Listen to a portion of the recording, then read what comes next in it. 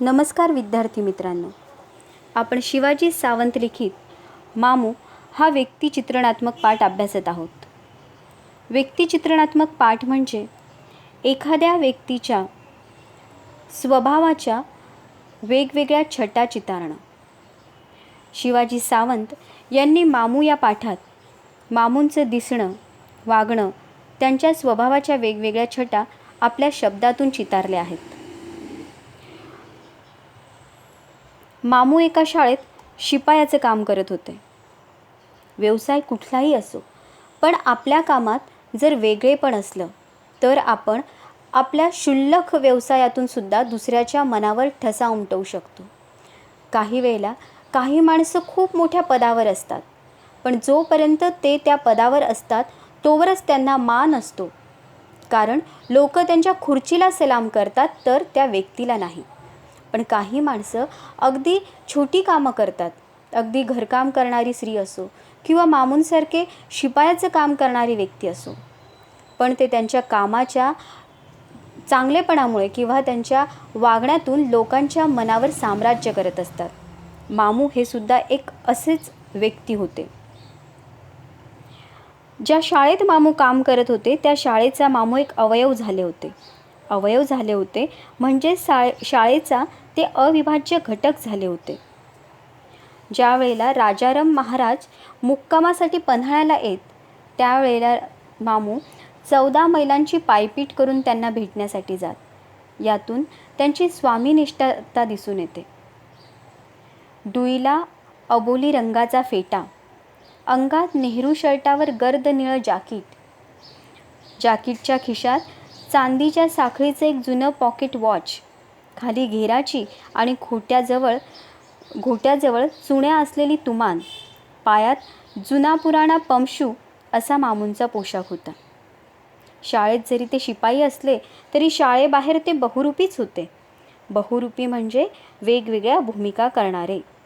शाळेबाहेर ते कधी मौलवी तर कधी व्यापारी तर कधी उस्ताद अशी कामं करत होती. मामूंच्या शब्दाला त्यांच्या मुलांसाठी खूप किंमत होती. मामूंच्या चांगल्या वागण्यामुळेच त्यांच्या मुलांच्या मनावरही मामूंची छाप पडली होती. मामूंच्या मुलाच्या लग्नाला आमदार, खासदार, शिक्षक, प्राध्यापक असे सर्वच स्तरातील लोक आले होते. आणि त्यावेळेला लेखकाच्या लक्षात आलं की धर्मापेक्षा माणूस मोठा असतो आणि माणसापेक्षा माणुसकी फार मोठी असते.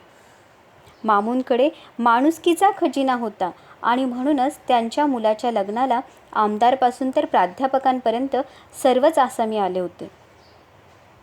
मामूंचे त्यांच्या आईवरही नितांत प्रेम होते आणि म्हणूनच आईच्या आठवणी सांगताना मामूंच्या डोळ्यात पाणी तरळत असे. जर कोणी माजी विद्यार्थी नावाचा दाखला घेण्यासाठी मामूंकडे आले तर मामू रजिस्टर अचूक शोधून त्यांचं नाव शोधून काढत असत. यातून मामूंची हुशारी दिसून येते. ते ज्या शाळेत नोकरीला होते तिथे परीक्षेचं केंद्र होतं आणि अशा वेळेला मामू उत्साहाने सर्व कामं करत असत. जर एखादा मुलगा खेळता खेळता पडला तर मामू त्याला रिक्षा आणून डॉक्टरांकडे घेऊन जात होते आणि अगदी आईच्या मायेने त्याला धीर देत असत. यातून मामूंची ममत्व वृत्ती दिसून येते. आपण इथपर्यंत कालच्या तासाला अभ्यासलं होतं. चला तर मग आता आपण पुढचा भाग पाहूया. 26 जानेवारी 15 ऑगस्ट या राष्ट्रीय दिवशी कधीकधी मामूच्या हातानं इथला राष्ट्रध्वज दंडावर सरसरत चढतो. शाळेच्या 3ऱ्या मजल्यावरच्या माथ्यावर निकोप वाऱ्यावर फडफडत राहतो. फेट्याजवळ हाताचा पंजा भिडवून मामू राष्ट्रगीत संपेपर्यंत ध्वजाकडे मान उंचावून बघत राहतो. आता यातून मामूंचं देशाभिमान, देशप्रेम लक्षात येतं. 26 जानेवारी 15 ऑगस्ट यावेळेला मामूच दंडावर राष्ट्रध्वज चढवत असत आणि जोपर्यंत राष्ट्रगीत संपत नसे तोपर्यंत मामू त्या ध्वजाकडे मान उंचावून पाहत असत. राष्ट्रध्वज हा आपला अभिमानाचा बिंदू आहे आणि म्हणूनच मामू अभिमानाने त्या राष्ट्रध्वजाकडे पाहत राहत. कुणाकडं कुणी बडा पाहुणा आला की मामूकडं बघत नुसती मान डुलवली की तिचा इशारा पकडत मामू चहाची ऑर्डर देतो. पाहुणा बसेपर्यंत चहा दाखल होतो. राजे, चहा केव्हा सांगितलात? पाहुणा आश्चर्याने विचारतो. मी उत्तर देतो, ऐतिहासिक काळात वावरतो ना सध्या, नुसती इशारती बर हुकूम कामं होतात आमची. मामू तितकेच चाणाक्ष आणि हुशार होते. जर त्यांच्या शाळेत कुणी पाहुणा आला तर लेखकांनी नुसता इशारा केला तरी मामू मान डोलवत आणि पाहुण्यांसाठी चहा हजर करत. आपण पाहतो की काही माणसं खूप सांगकामी असतात. त्यांना प्रत्येक गोष्ट सांगावी लागते आणि आजकाल आपण शाळांमध्ये तर पाहतो शिपाई वर्ग बरेचसे काही अगदी प्रामाणिकपणे काम करतात. पण बरेच जणं जेवढं सांगितलं जाईल तेवढं किंवा सांगितलं तरी टाळाटाळ करण्याची वृत्ती दिसून येते. पण मामू म्हातारे होत चालले होते तरी टाळाटाळ करत नव्हते. अगदी निष्ठेने ते आपलं काम करत होते. विद्यार्थी मित्रांनो, ही निष्ठा खूप आवश्यक असते. कुठलंही काम लहान मोठं कधीच नसतं. आपण हातात जे काम घेतो ते अगदी प्रामाणिकपणे करणं, निष्ठेने करणं खूप आवश्यक असतं. एकदा मी आणि मामू शाळेच्या वरांड्यात बाकावर गप्पा मारत बसलो. त्या दिवशी मामू खुल्ला होता. संस्थानिकांच्या काळच्या वाड्यावरच्या एक एक अजब गमती सांगत होता. 3 तास केव्हा मागं पडले होते दोघांनाही कळलं नाही. एकदा लेखक आणि मामू गप्पा मारत बसले आणि त्यावेळेला मामूंनी आपल्या भूतकाळातल्या आठवणींचा खजिना खोलला आणि संस्थानिकांच्या काळातल्या एक एक गमती लेखकाला सांगितल्या आणि त्यावेळेला चक्क 3 तास ते दोघं गप्पा मारत बसले. याचाच अर्थ मामूंकडे अभिव्यक्ती शैलीसुद्धा होती. आपल्या मनातले भाव ते अगदी सहजपणे समोरच्या समोर सादर करू शकत होते. प्रसंगी मामू एखाद्या कार्यक्रमाच्या वेळी मुलांच्या समोर 10-20 मिनिटे एखाद्या विषयावर बोलू शकतो. त्याला जसं उर्दूचं ज्ञान आहे तसंच त्याला वैद्यकाचंही ज्ञान आहे. लहानसर चणं असलेल्या शिक्षकाला तो म्हणतो, काय पवार सर, काय ही तब्येत? पैसे काय कोण उरावर बांधून नेणार जाताना? जरा अंगधरीसारखं काहीतरी खावा. मी सांगतो तुम्हाला, साखरेच्या पाकात तूप घालून त्यात शेरभर साप धुतलेल्या खारका बिया काढून 15 दिवस मूर्तीला घाला. रोज सकाळी अनोशापोटी 2-3 खावा. महिन्याभरात तुम्हाला कुणी ओळखणार नाही. आपण मामूंच्या स्वभावाचे अनेक पैलू पाहिलेत. ते शिपाई होते, ते व्यापारी होते, मौलवी होते, उस्ताद होते आणि आता तर ते चक्क डॉक्टर झाले होते. वैद्यकीयचं सुद्धा त्यांना जणू काही ज्ञान होतं. ते बोलण्यात उस्ताद होते आणि म्हणूनच जर एखाद्या कार्यक्रमात कुणी उभं नाही राहिलं तर मामू स्वतःच 10 ते 15 मिनटं विद्यार्थ्यांशी संवाद साधू शकत होते. त्यांना उर्दूचंही ज्ञान होतं आणि एखादा शिक्षक जर बारीक असेल तब्येतीने तर त्याला आपली तब्येत कशी सुधरवायची याचा सुद्धा सल्ला मामू देत असत. कुणाच्या पायाला लागलं तर त्यावर कुठला पाला वाटून लावावा याचा सल्ला द्यायला मामू विसरत नाही. कुणाचं पोट बिघडलं तर त्यावर कुठला काढा प्यावा याची सूचना द्यायला तो चुकत नाही. मामूंना जणू काही वैदिक शास्त्राचं सुद्धा ज्ञान होतं.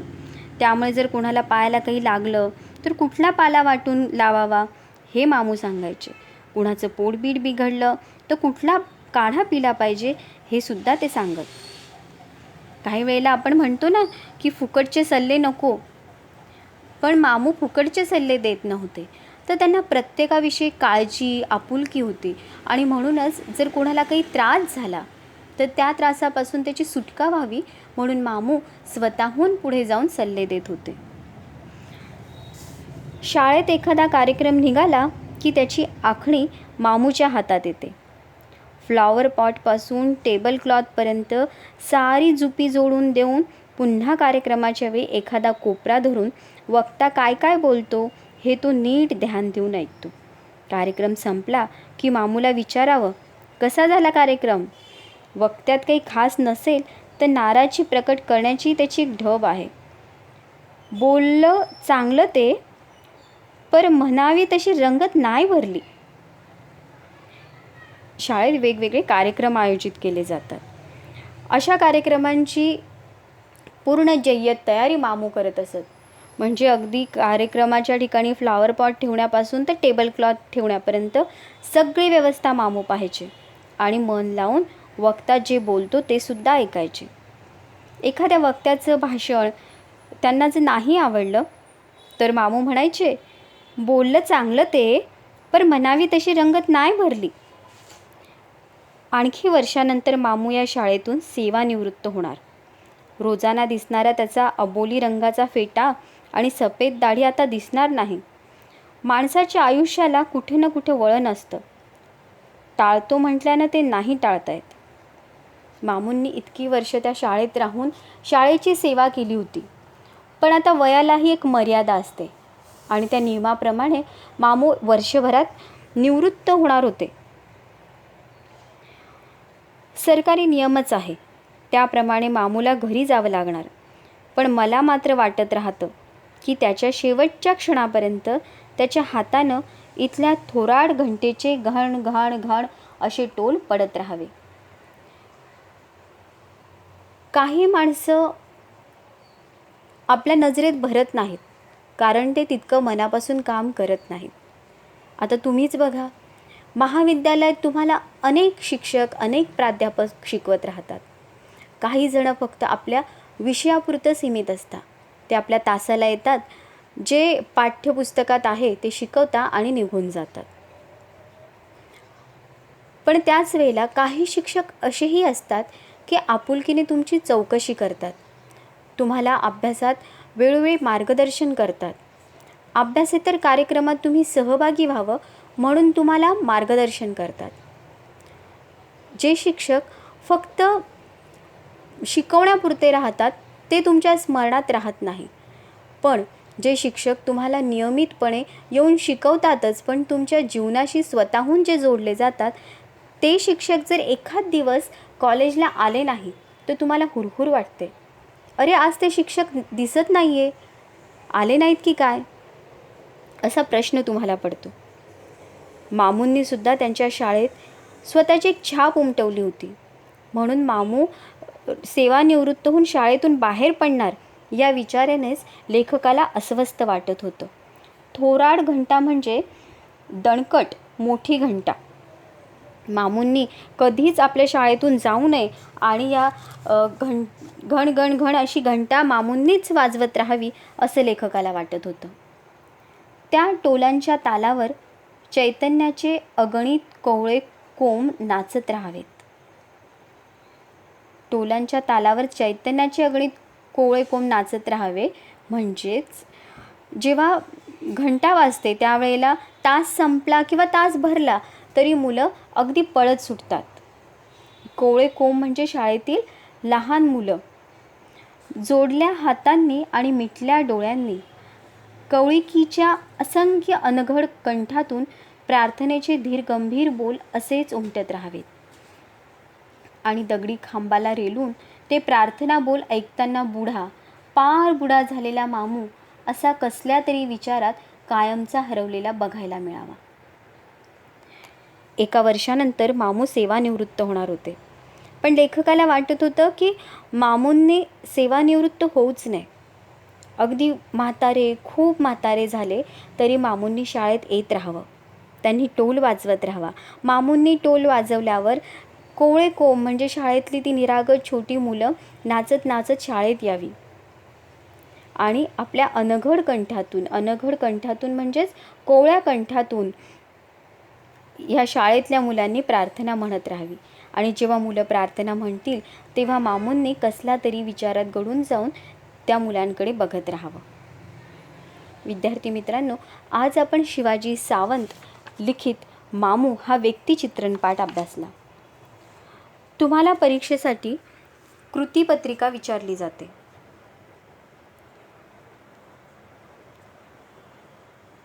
कशा प्रकारच्या कृती विचारल्या जातात? उदाहरणार्थ, चैतन्याचे छोटे कोंब कोण ते सांगा. आत्ताच मी तुम्हाला उत्तर सांगितलंय, सांगा बरं. शाळेतील लहान मुले. सफेद दाढीतील केसांएवढ्या आठवणी असणारा मामू. शाळेबाहेरचा बहुरूपी. अर्थात मामू शाळेत शिपाई असले तरी बाहेर ते बहुरूपी होते. मौलवी, व्यापारी अशी कामं ते करत होते. अनघड कोवळेकंठ. कोवळेकंठ कोणाचे? शाळेतील लहान मुले. कृती करा. लेखकाने विद्यार्थ्यांचे वर्णन करण्यासाठी वापरलेले शब्दसमूह. तुम्हाला परीक्षेला अशा कृती करण्यासाठी विचारल्या जातील तेव्हा तुम्ही अगदी शांतपणे तो उतारा वाचायचा आहे आणि त्या उतारातूनच तुम्हाला उत्तर शोधून काढायचे आहे. चैतन्याचे छोटे कोंब. अनघड कोवळे कंठ. रांगा धरून उभे राहिलेले. भावपूर्ण सुरात प्रार्थनेतून अज्ञात शक्तीला आळवणारे. हे शब्दसमूह लेखकाने विद्यार्थ्यांचे वर्णन करण्यासाठी वापरले आहेत. मामूची शाला बाह्य रूपे. मामूला शाळेबाहेर बहुरूपी असं म्हटलं जात होतं. तर कुठली रूपं घेत होते मामू शाळेबाहेर? मौलवी, व्यापारी, उस्ताद. खालील वाक्यातून तुम्हाला समजलेले मामूचे गुण लिहा. मामू सावधानचा पवित्रा घेऊन खडा होतो. जेव्हा राष्ट्रगीत चालू होतं तेव्हा मामू सावध होऊन उभा राहतो. यातून मामूंचा कुठला गुण लक्षात येतो? देशभक्ती. आईच्या आठवणी सांगताना मामूच्या डोळ्यात पाणी येते. मामूंना आईविषयी नितांत प्रेम होते आणि म्हणूनच आईची आठवण सांगताना त्यांच्या डोळ्यातून पाणी येत असे. यातून मामूंचा मातृप्रेम हा गुण दिसून येतो. मामू त्याला आईच्या मायेने धीर देत म्हणतो, घाबरू नकोस, ताड बस, काय झालं नाही तुला. एखादा मुलगा जर खेळता खेळता पडला तर मामू त्या मुलाला आईच्या मायेने जवळ करत ऑटोमध्ये, रिक्षामध्ये घालून त्याला डॉक्टरकडे नेत आणि त्याला धीर देत असत. यातून मामूंचा वात्सल्य, ममता हा गुण दिसून येतो. माझ्याकडं कुणी बडा पाहुणा आला की मामूंकडं बघत नुसती मान डुलवली की तिचा इशारा पकडत मामू चहाची ऑर्डर देतो.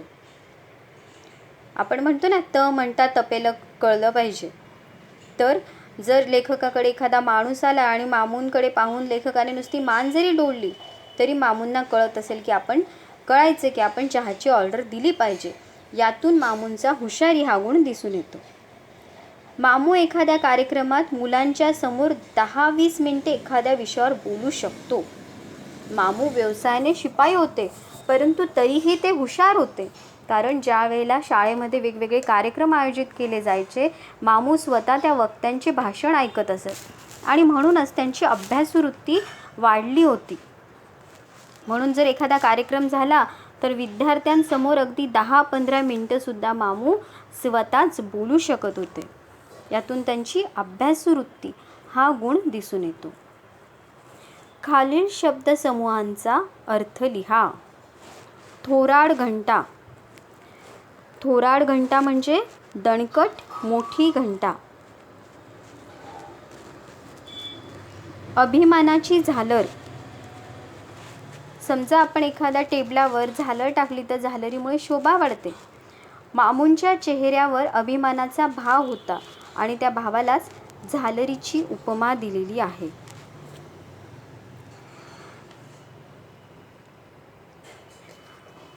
विद्यार्थी मित्रांनो, अशा प्रकारच्या कृती तुम्हाला कृतीपत्रिकेत विचारल्या जाऊ शकतात. याचबरोबर तुम्हाला व्याकरणाचा भागही विचारला जातो. तसंच अभिव्यक्ती म्हणूनही एक प्रश्न असतो किंवा स्वमत म्हणूनही विचारलं जातं. तुम्हाला तिथे तुमचं स्वतःचं मत व्यक्त करायला सांगितलं जातं किंवा तुम्हाला स्वतःला अभिव्यक्त होण्याची तिथे संधी मिळत असते. व्याकरण. खालील शब्दातील अक्षरे निवडून अर्थपूर्ण शब्द तयार करा. इशारती बरहुकूम. इशारती बरहुकूम म्हणजे काय?